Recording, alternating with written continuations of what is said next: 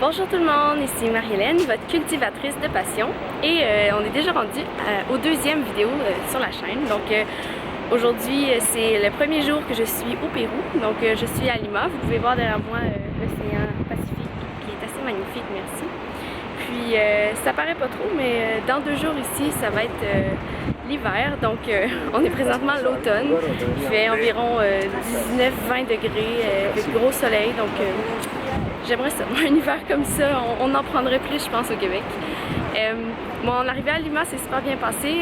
C'est sûr qu'il y a eu du retard dans mes vols.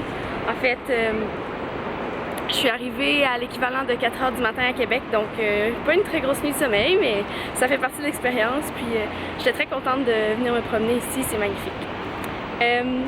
Aujourd'hui, vous avez vu sûrement le titre de mon vidéo qui est par rapport aux au revoir.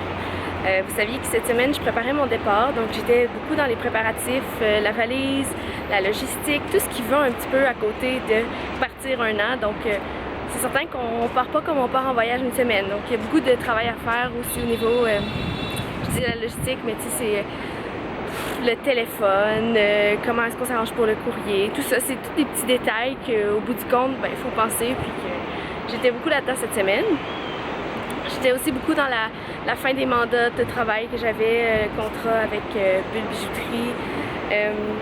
Sinon, préparer aussi les mandats que je vais faire à distance, puis préparer tout ce qu'il faut aussi pour mon blog, être capable de continuer à créer du contenu même à plusieurs kilomètres de la maison. Mais sinon, c'est ça, il y a aussi la partie qui est très plate et que je redoutais beaucoup, qui était de faire des au revoir. Puis je veux mettre l'emphase sur le fait que je redoutais énormément. C'est vraiment la partie qui me stressait, puis qui me mettait beaucoup de pression par rapport à mon départ. Je me sentais mal d'avoir à faire des au revoir, puis j'avais pas nécessairement envie de le faire non plus. Et finalement, je me suis rendu compte qu'en fait, ça a été la plus belle partie de ma semaine, puis je voulais vous partager pourquoi. Je vais reposer juste mes bras, je vais me tourner un petit peu, puis m'appuyer. Donc, voilà. En fait, j'étais très stressée à l'idée de dire au revoir à tout le monde.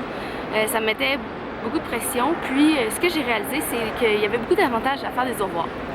Le premier grand avantage, je vous dirais, c'est ça renforce beaucoup votre réseau. Donc, ça vous fait vraiment réaliser de qui vous êtes proche, qui est-ce qui va vraiment vous manquer, c'est qui vos vrais amis finalement. Puis, en dehors de même des vrais amis, je dirais renforcer le réseau qu'on voit pas souvent. Donc des amis qu'on aime beaucoup, des personnes qu'on voudrait peut-être avoir plus de contact avec eux, puis c'est compliqué pour toutes sortes de raisons, mais finalement, à des moments importants comme ça dans une vie, un départ pour 1 an, on se rend compte que ces personnes-là sont encore là, puis sont encore présentes, puis ça fait énormément de bien.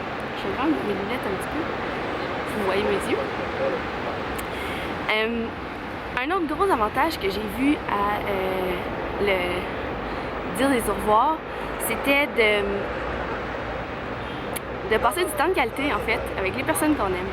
Donc quand on sait qu'on part pour 1 an, qu'on part pour longtemps, on va avoir tendance à aller vraiment plus dans les relations authentiques, les activités qui nous permettent de vraiment échanger, de se sentir proches l'un de l'autre, ce qu'on fait pas nécessairement dans la vie de tous les jours. Donc c'est beaucoup moins superficiel, toutes les relations que j'ai eues dans les dernières semaines, puis ça fait un grand bien. Et finalement, la dernière chose, et non la moindre, c'est le boost d'énergie, de confiance en soi que ça apporte de faire nos au revoir. En fait, de dire, bon, je m'en vais 1 an faire un tel projet, ou peu importe ce soit quoi le projet, peu importe je m'en allais où, je me suis rendu compte que tous les gens dans mon entourage étaient vraiment fiers de moi, m'ont envoyé une grosse dose d'amour, d'encouragement. T'es capable, Marie-Hélène, stresse pas avec ça, tout va bien aller. Puis ça, je l'avais pas prévu, je pensais pas à ça. Puis c'est un boost incroyable pour la confiance en soi. Ça fait qu'en ce moment, je suis pas stressée, j'ai pas peur de rien, je me sens bien par rapport même au fait d'être loin. J'ai l'impression d'être partie avec tout le monde en arrière de moi, puis ça a été extrêmement gratifiant. Donc, je voulais vous partager tout ça parce que ce qui est important là-dedans, c'est que des fois, ce qu'on redoute le plus peut être finalement ce qui nous apporte le plus. Donc, faut pas avoir peur de foncer, pas avoir peur de se dire, ben coudonc, même si c'est pas facile, je vais l'essayer, puis on verra qu'est-ce que ça peut donner. Puis finalement, pour moi, ça a été vraiment très, très chaleureux et ça a fait beaucoup de bien. Donc voilà, j'irai pas plus loin que ça dans le sujet. Je vous souhaite une très bonne semaine et je vous envoie encore une fois tout plein de rayons de soleil. Au revoir!